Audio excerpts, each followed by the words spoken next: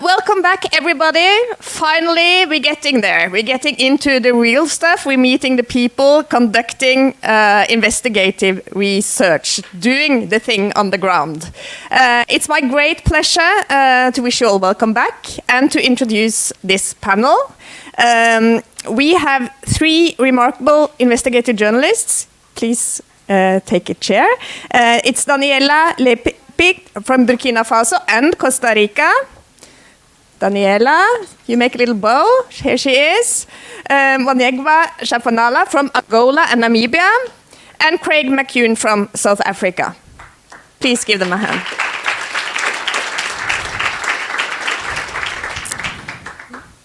And so you all three of you are representing at least one African country. And let me start by asking you, because we often hear about media, journalism in Africa, in different authoritarian or semi-authoritarian regimes, often of the post-colonial area, where the media and journalism very often is used to promote some sort of national unity, some sort of nation-building projects, and to disseminate information often in relation to successful development projects. And also this so-called development journalism may be used to remove the attention from more political or critical issues. And your agenda is obviously a bit different. So an important question here to start with would be, how do you define what is in the public interest when you start on an investigative journalism project? Craig, you seems intrigued by the question. Let us start by you. Those were deer in the headlights eyes I was giving you. She knows very well, because I told her last week that question gives me sleepless nights as an investigative journalist, and I think that's why she started with it.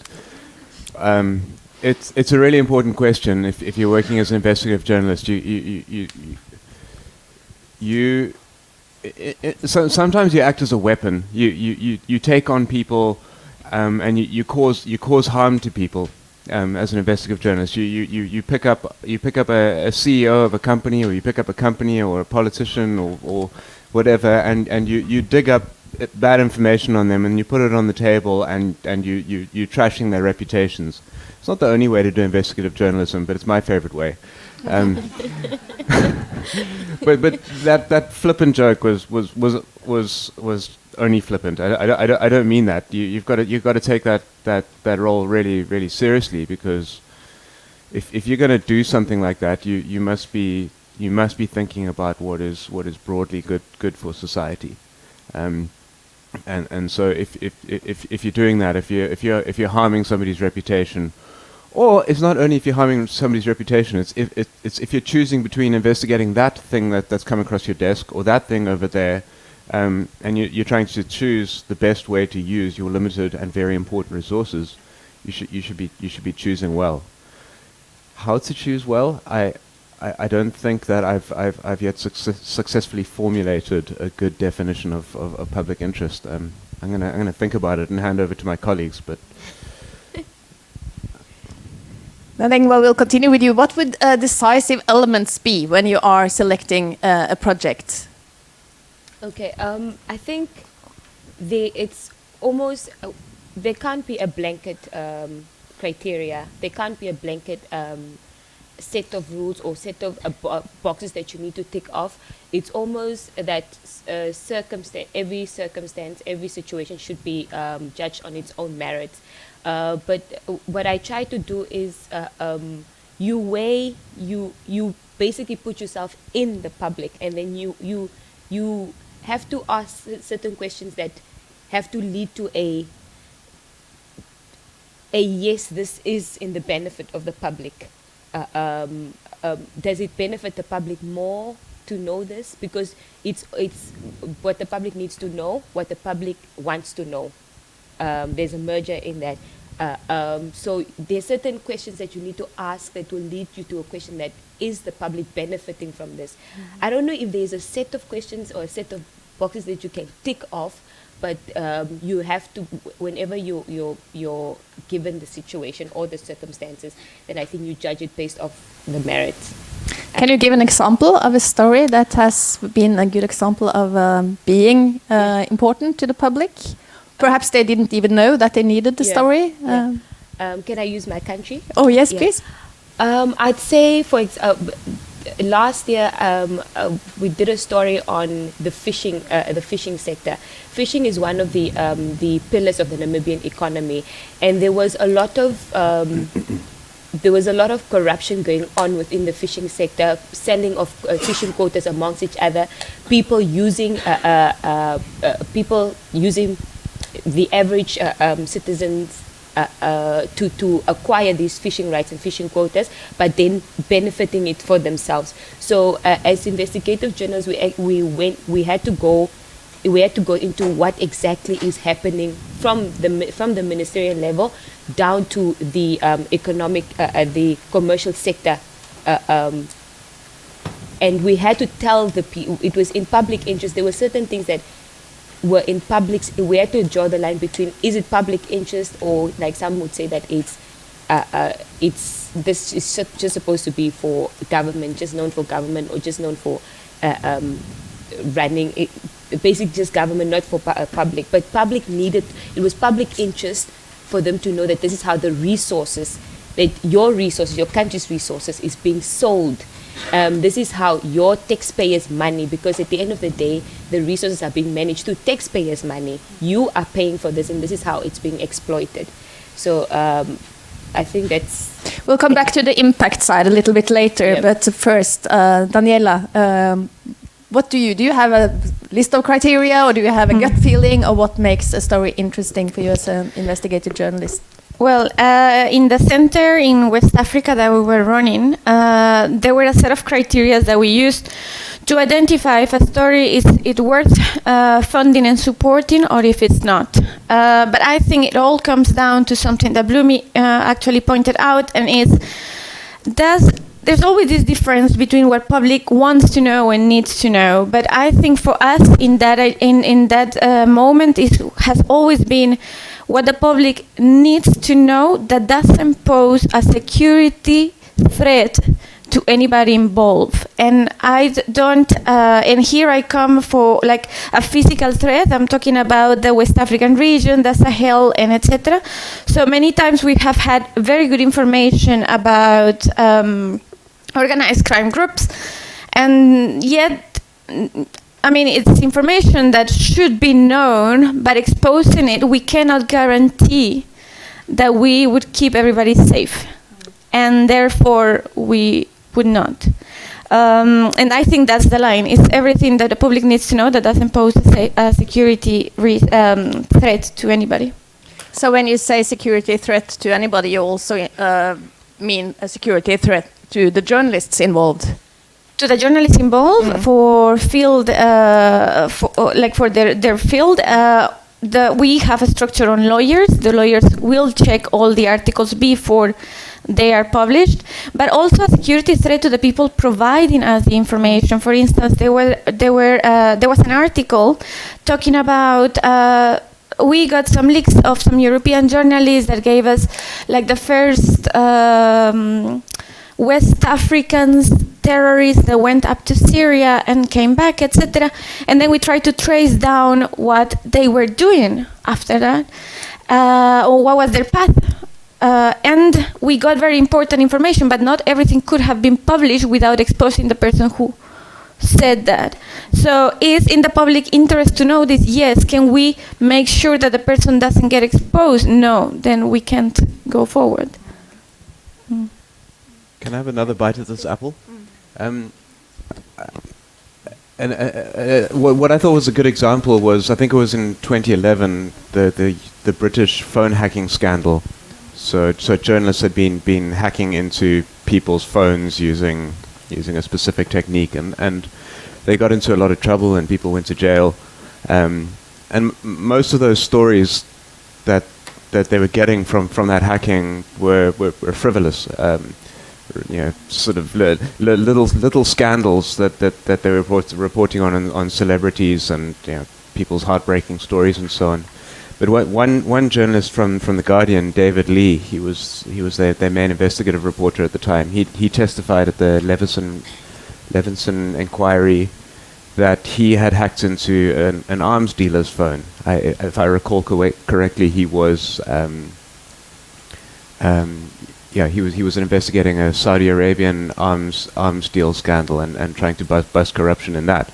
And he achieved good results through that phone hacking, and he justified himself and said that he did so because it was in the public interest. This was important. This is something that a situation that poses a threat to society, and the end justified the means. And if I recall correctly, the prosecuting authorities there looked at this, considered it, and decided not to prosecute him.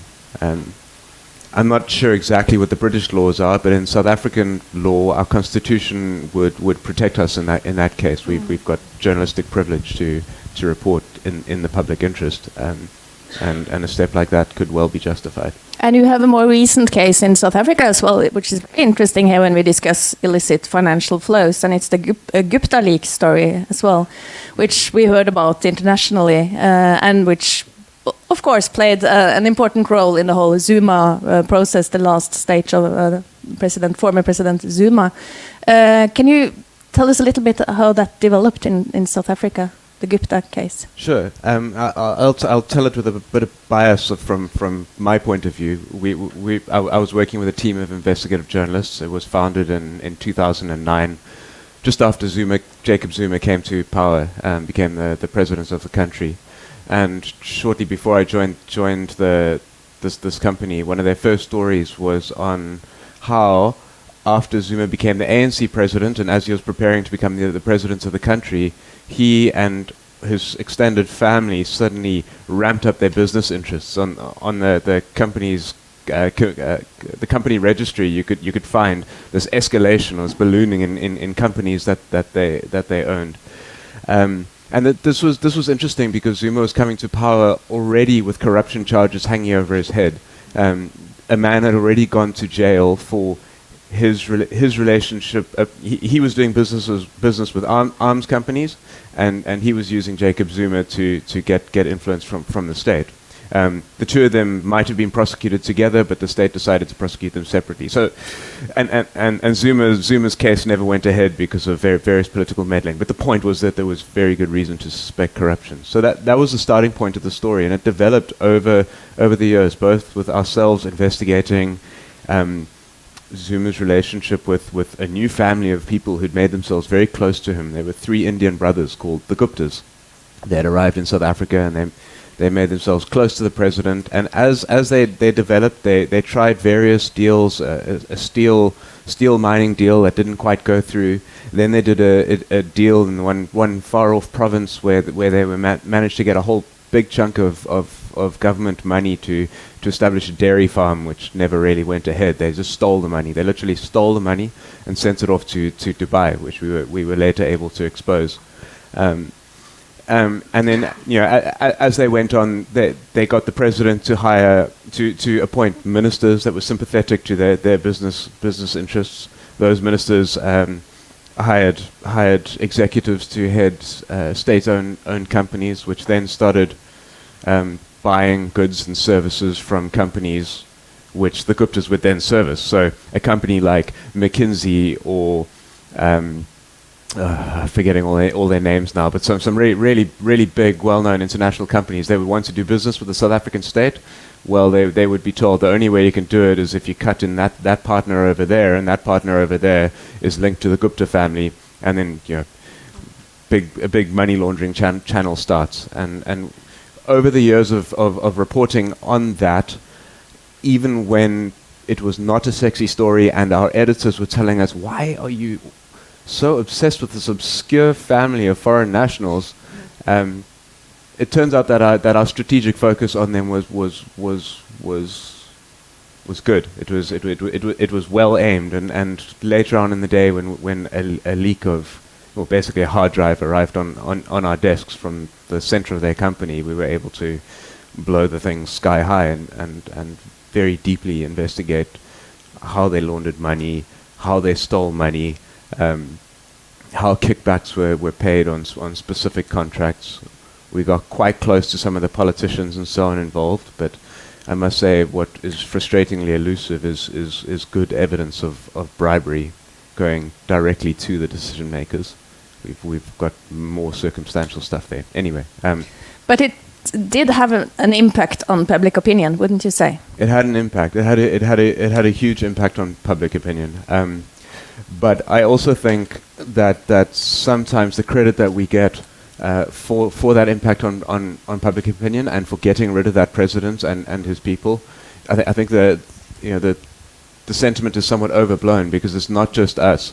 We were journalists working in a situation where there was increasing anxiety, for example, within government, where lots of officials and bureaucrats are trying to do work, trying to do their best work in the public interest, and they're being told, no, you must hire that company, no, that person must be fired. And increasingly it became obvious that we were being robbed blind, and more whistleblowers came forward, and there was more and more unhappiness in society. So as journalists, we played a very important role actively and through our own enterprise, but we were also many times just a conduit for society and for reflecting back to society. So, We heard earlier today Anja Schifrin saying that the gold standard of investigative journalism would be legal change. Would you agree to that from your Namibian perspective? Definitely. We're also going through, in Namibia we don't have an access to information law. It's only, we're only working on it now. But we've seen that the Windhoek Declaration is basically the stamp that we go by. We go by that we have a right, access to information is a right, or freedom of speech. Maybe we should explain to everybody what the Windhoek Declaration is. Do you all know the Windhoek Declaration? Some do, some don't. Just very briefly. Okay, the Windhoek Declaration was, what year was that? What year was that? 89. You would know. 94? No, earlier? 1989? Yeah, 1990. Yeah, 89, 1990. Just when we, it's basically a document that gives us a freedom of speech, which is our freedom of speech certificate, if I can call it that. Yeah, it happened the year that we got independent, or the year that we were having elections for independence in 1989. So yeah, I think the rest of the world also hold it very high in higher court. I'm actually disappointed that there are people who don't know about it, but okay. They do know. Thank you. Yeah, but that is the one document that we can say that we can actually, anything that we want from government or from parastatals, that we can say that because of this you need to give us the information. But there is a lack of policy, there is a lack of legislature which can actually, because now we are more based on the right, more than giving the government or the parastatal or whoever we need the information from the responsibility to give us and the obligation to give us the information. So there is a lack in that, and there is a need in that, so that journalists don't have to feel like they are being done a favor when they're given this information, so that those that need to give the information don't feel like they're doing us a favor, or they are being extra special with us by doing this, but that they're actually obligated to give this, because the journalists, the media is disseminating the information and informing the nation. So they're obligated to give this. And without policy, without legislature, unfortunately, it's very difficult. But do you also have examples from your various countries of how investigative journalism has led to changes in policies in general? Yes, please. Daniela. So I know that policy changes is perhaps the most desirable outcome of our work, and yes and no, but like for that, and that's my own work experience, we have to play on a team. Journalists can only do some part. And yes, there's so many things that we can change, and that, for example, we publish a project that is called West Africa Leaks. It's just research on the Panama Papers, Swiss leaks, etc. But for the West African region, that has never been done before, working on building a network among the different countries. But yet when we publish, nothing happened, and there's so many reasons for that. One of them is that journalists do not work in a team. Like, if I publish, you won't republish because you publish and I didn't. So, and that's my scoop, and that relationship. And then the second one is, I think, to achieve, again, it's a teamwork, and to achieve policy changes, we have to stop looking at ourselves like we portray ourselves like sometimes like the enemy of everybody, and that's something I always say. Journalism is very ego-driven. Like, I am the one who decides how to cover this and what is right and what is wrong, and I'm going to point you out. And that doesn't take us anywhere. Because for instance, many people is willing to collaborate with us, but they don't know how to approach us because they don't really know what we're going to do. So if we actually portrayed ourselves, and that's why, that was my aim always in this West African group, to always find a way to collaborate. We organized several trainings we didn't tell anybody about, and we brought a specialist just to talk to us and to build a trust link. What are they going to do after that? I don't know. If they're going to share info, I don't know.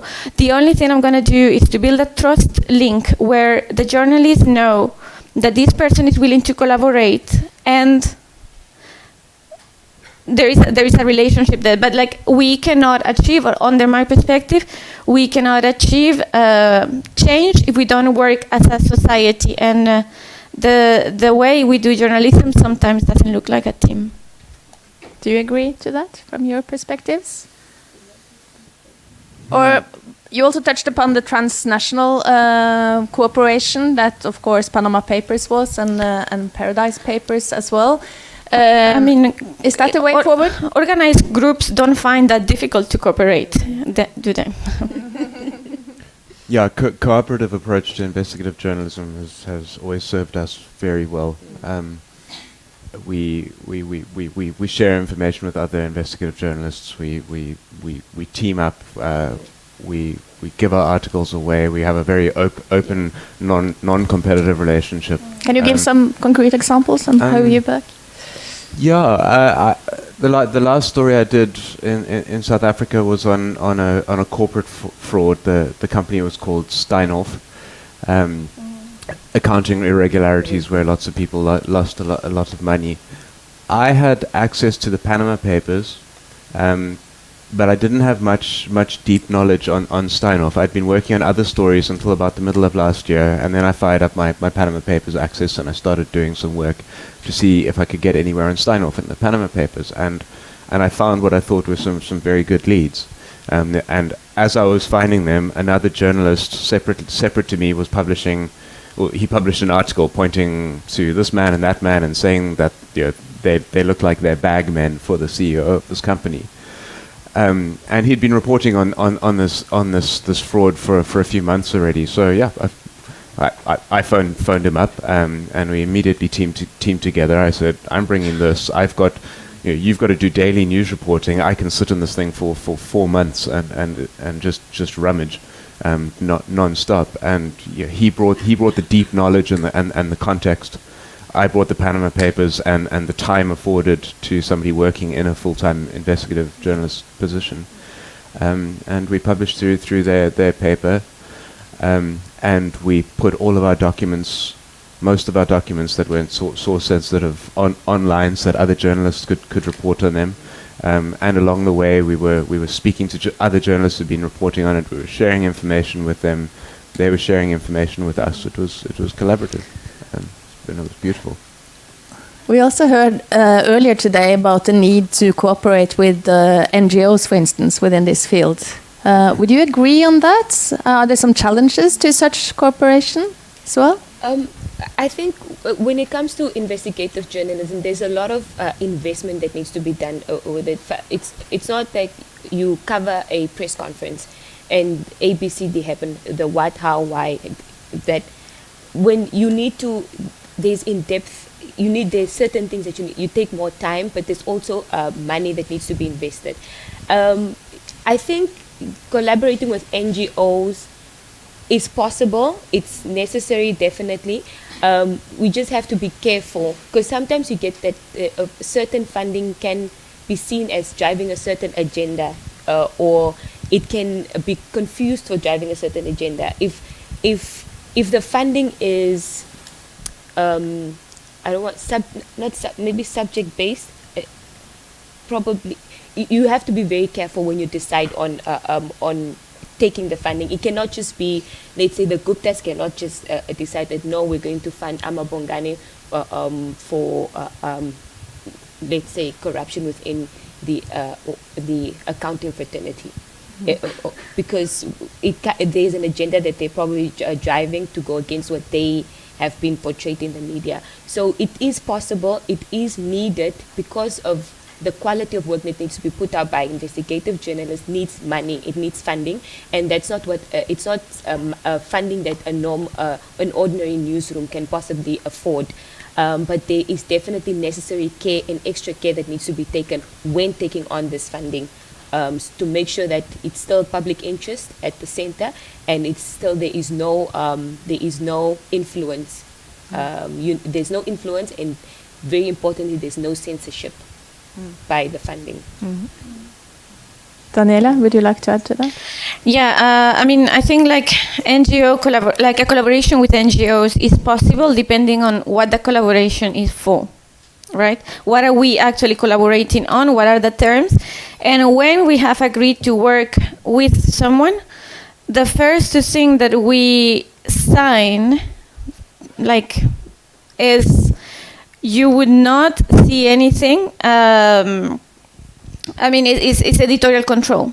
That's basically what we protect, like the editorial control. But it's a tricky thing to do, but if you do it right and you define exactly what you are collaborating on, like for instance, like advice, experts, etc., that can be done. When it comes to funding, it becomes a bit more complicated. Yeah. I'm very, very cautious on this point, and it's still a problem that I haven't defined, as I indicated in my question earlier. But I would never use the word collaboration. I would not collaborate with an NGO. What word would you use? I would define them as a source, and I have been upfront and very, very, very clear with and I have worked with NGOs or other kinds of campaigners who have time and expertise to dig very deeply on something that I want to report on, but you know, I define it as a source relationship and attempt to keep them at an arm's length. I'm now wearing a different hat. I'm wearing two hats at the moment. One is journalist, and the other one is I'm working for a climate NGO, and now I have a climate beat. I'm researching it. I'm investigating. I'm finding angles, and I'm going to journalists and trying to encourage them to publish stories there. But I still would prefer to keep it at an arm's length, not a collaboration, because for their work to have long-term value, it needs to have a degree of distance. The tone chosen, the angles chosen, the facts included, the facts excluded, the strength of judgments made in the story, I think need to be at an arm's length from somebody like Craig, who's pushing a climate agenda. So you're not mixing the activist with the reporter, is that what you're saying? I think that's important, but I'm still uncertain when I say that, because then I think of things like Global Witness, who've done brilliant investigative journalism, and they're doing it as activists. Greenpeace is doing the same, and there are other examples. And I've got one example where I think I blurred the lines. and at the time we had some sort of explanation for why it still fitted within our outlook, but I still am not sure about that. I worked a tax justice network campaigner and myself both worked together looking at transfer pricing of MTN, a big mobile operator in Africa, and we were looking at how they distribute their profits and before the profit line, what fees they're paying to different branches of the MTN network in tax havens and so on. So I worked with George Turner on that, and it was, I thought, a very good investigative piece. It was very much in the public interest, but George was an activist. Well, he defined himself as a journalist, but he was also working for the Tax Justice Network at the time. So I thought that was quite blurry. I was a little bit uncomfortable with that, but I also thought that the story was excellent and in the public interest, and I wrote it, and we published it, and we maintained our editorial control over it, but with heavy influence from George too. I'm not really sure how to consider that, actually. There are some interesting differences there. Yeah, Mwanyengwa. I think that we should also look at ensuring that the newspaper or the you don't get because you don't want somebody to say that you are for sale. Your credibility of the newspaper is also at stake, because the minute when it's out there that okay, there's a collaboration or they're funded by this, and then the stories people feel that okay, is it because they're funded by this why they only cover these stories, or that's why they cover in favor of this. So all of that, the credibility of the journalist and the newspaper should also be considered when taking on these funding or collaborations. There is another interesting line to be drawn here, or at least to be discussed, and that is the one between journalism and investigative journalism. What is the differences? Isn't all good quality journalism investigative journalism, Daniela?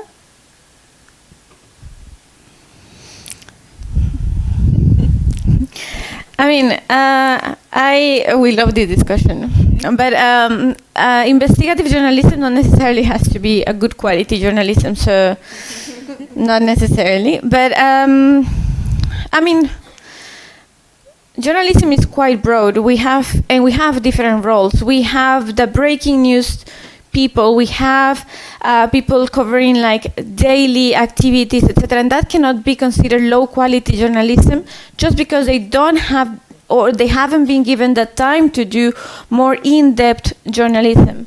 Now, investigative journalism, I consider, is just when you have a bit more of time to go through things. There's people who would say, well, leaks-based journalism is not investigative journalism. I mean, there's a massive points of discussion, but I think doesn't need to be investigative journalism to be a good quality journalism. There's so many elements there to be judged.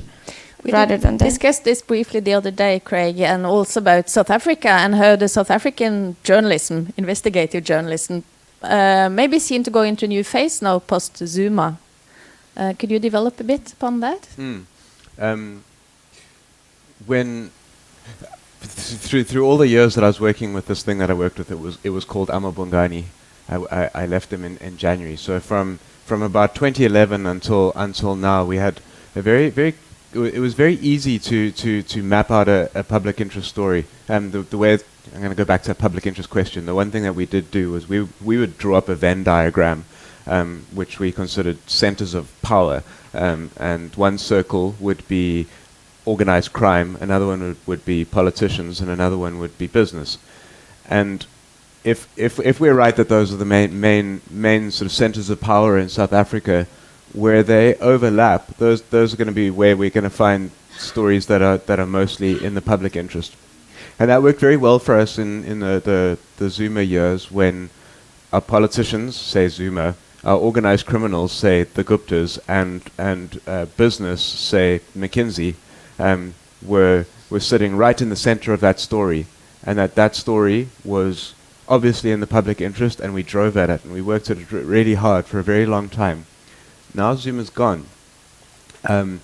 We still have corruption, but we know a lot about how it works. South Africa knows a lot about how it works. But what our Venn diagrams didn't pick up were stories like climate change and South Africa's impact on climate change, which is significant, or the fact that our coal power stations are going to be closing down, and there are huge coal communities that exist and live off those, and balancing the needs of those people versus the rest of the economy. Those things didn't fit into our Venn diagram, or even that Steinhoff investigation that I mentioned earlier.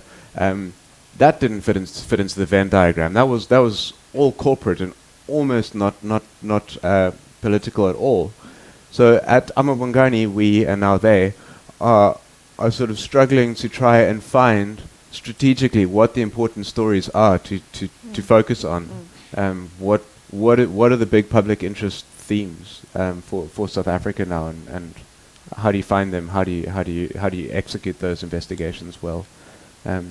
It's a new space, and the issues are different. The power players are different. The whole power structure of South Africa has significantly changed in the last 2 years, and we need to get to know it again. I have one last question for you. Time is running out, but we have to touch upon the important topic of safety of journalists, and that's of course very, very central when we discuss investigative journalism. Journalists are silenced for criticizing authorities every day, exposing corruption and organized crime, and we heard as well Joseph Stiglitz saying this morning that a killed journalist is a very powerful signal to all other journalists. How do you discuss this among yourself, your own and your colleagues' safety when covering illicit financial flows and corruption? We can start by you, Daniela. Well, I'm going to go back to our network and how we work over that. We have done what is in our hands, which is trying to teach journalists the importance of safety, digital safety. How do we communicate? What do we share here? What we do not share here? Which system or softwares do we use in our phones, and which ones in the computer, etc.? How do we encrypt the file so if you take my computer, it's unlikely that you will be able to access it, or at least it will pose some difficulties.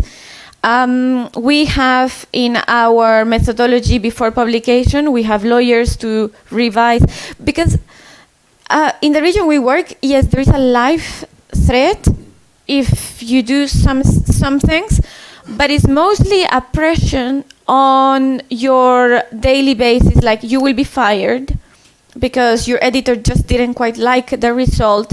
You will be fired because the people with the advertising that support. It's more a company, like you are fighting with guys who have lots of money, and they will not hesitate to use a bit to scare you. So I don't think it's a matter of life and death, and when it is, and we consider it is, because we haven't found the way to protect the journalists, we would not approve it. And sadly, that's all we can do. We would not approve the publication. Mwanyengwa, you have something to add? Yeah, it definitely depends on which region you are. I think with us in Southern Africa, in Namibia specifically, it's more of an economic threat. It's more of a because government is such a big employer. If you're in the private media, it's almost like you don't have you are threatened with economically that you can't go anywhere to work in government ever, or you're closing your doors, but there's no life threat really, because I think it's not it's not what the journalist knows, it's who knows who told the journalist. So the journalist, it's not a life and death threat, but more of an economic threat, and more of a self-development threat. If ever you're basically told that if you continue to cover these stories, then that's where you can't go anywhere else. You're closing your doors.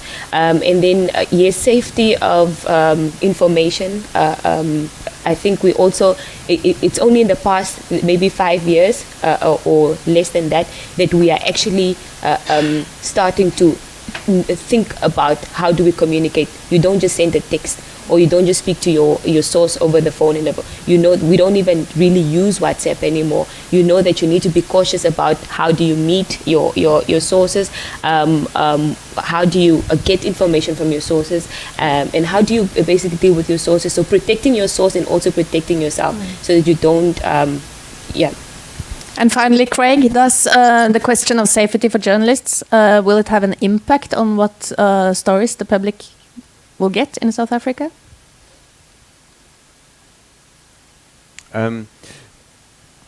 Right now, I don't think it has an impact on the stories that the public gets. We're reporting as if we are safe. We feel in our bones that we're safe, but I think a logical analysis of that is that feeling is false. And I think it is a life or death situation, and I can reel off examples. And I don't think it's possible to separate out journalist safety from source safety. In fact, your sources are for various reasons more at risk than you are on average. I can unpack that if we've got time, but I do think so. But anyway, I can give a lot of examples of how journalists and sources and analysts and academics are under threat, and how people have died, and how there are grave risks to people's safety, and yeah. Well, that was not on the brightest note that we'll have to end this session. The discussions will continue this afternoon and for weeks and months and years to come. Thank you very much, all three of you. Thank you.